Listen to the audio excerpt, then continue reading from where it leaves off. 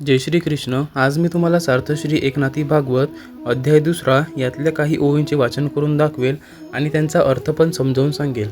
तर चला सुरू करूया. ओम श्री गणेशाय नमः. सांडुनी श्रीकृष्ण चरण, इंद्रादी देवांचे करिता भजन.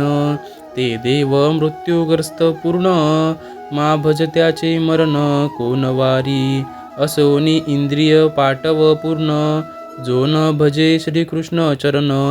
त्यासी सर्वत्र बाधी मरण, क्षण क्षण निर्दाळी. तो नारद महामुनीश्वरू, मुक्त होऊनी भजन तत्परू. द्वारके वसे निरंतरू, श्रीकृष्णी थोरू अतिप्रीतितया. तमेकदा देवर्षी वसुदेवो गृहागतम, अर्चितं सुखमासी नमभिवाद्ये दमब्रवीत. एकदा नारद वासुदेवांच्या घरी आले असता वासुदेवांनी त्यांना नमस्कार केला आणि सुखासनावर बसविले. त्यांची पूजा केली आणि नमस्कार करून ते असे म्हणाले, धन्य धन्य तो नारदू, ज्यासी सर्वी सर्वत्र गोविंदू. सर्वदा हरिनामाचा छंदू, तेने परमानंदू सदोदित. जो श्रीकृष्णाचा आवडता, ज्यासी श्रीकृष्ण आवडे सर्वथा. ज्याचे निसंगे तत्वता, नित्यमुक्तता जडजीवन. तो नारदू एके वेळा, स्वानंदाची स्वलीळा. आला वसुदेवाची राऊळा, तेने देखून डोळा हरिकला. केले साष्टांग नमन, बैसो घातले वरासन. ब्रह्मसद्भावे पूजन, श्रद्धा संपूर्ण मांडिले. नारद तोची नारायण, येणे विश्वासे करुणी जान. हेमपात्री चरण क्षाळन, मधुपर्क विधी पूर्ण पूजा केली. पूजा करोनी सावधानी, वसुदेव बैसुनी सुखासनी. हृदयी अत्यंत सुखावोनी, काय अल्लादोनी बोलत.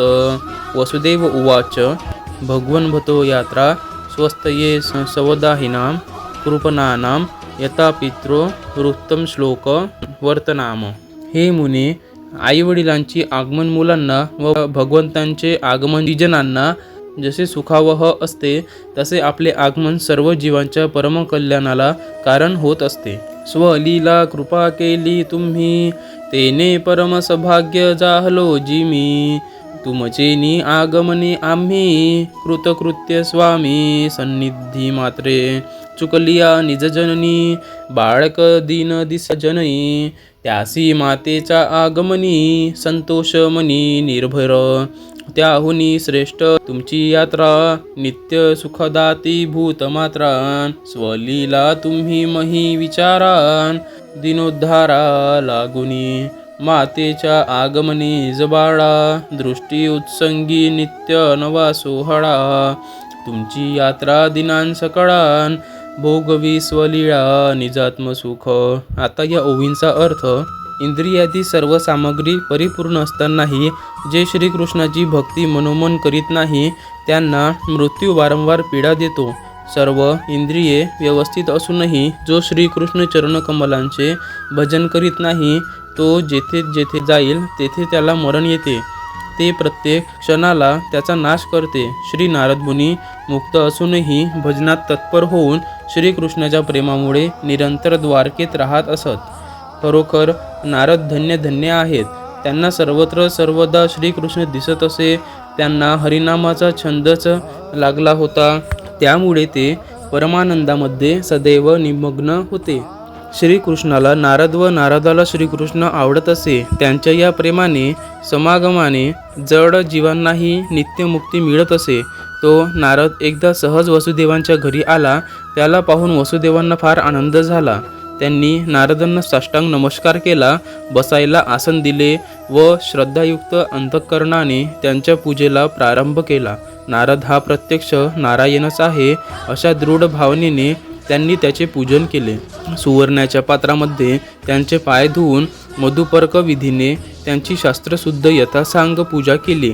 याप्रमाणे प्रेमाने पूजा करून वसुदेव आपल्या आसनावर बसला आणि आनंदाने बोलू लागला. वसुदेव नारदाला म्हणाला, आपण आमच्यावर फार मोठी कृपा केली.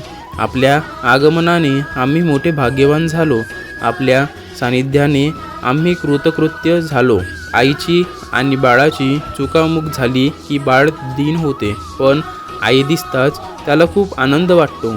तुमचे आगमन प्राण्यांना त्याहीपेक्षा परमसंतोष देते, कारण ते सर्व प्राणीमात्रांना शाश्वत सुख देणारे असते. दीनांचा उद्धार करण्याकरिता आपण त्रिभुवनात संचार करीत असता. आईचे आगमन झाले की मुलाला सुख होते. ते क्षणमात्र असते, परंतु तुमच्या आगमनाने सर्व प्राणीमात्रांना आत्मसुखाचा अनुभव प्राप्त होतो. धन्यवाद. माझ्या चॅनलला लाईक करा, सबस्क्राईब करा, शेअर करा आणि कमेंट करायला विसरू नका. धन्यवाद.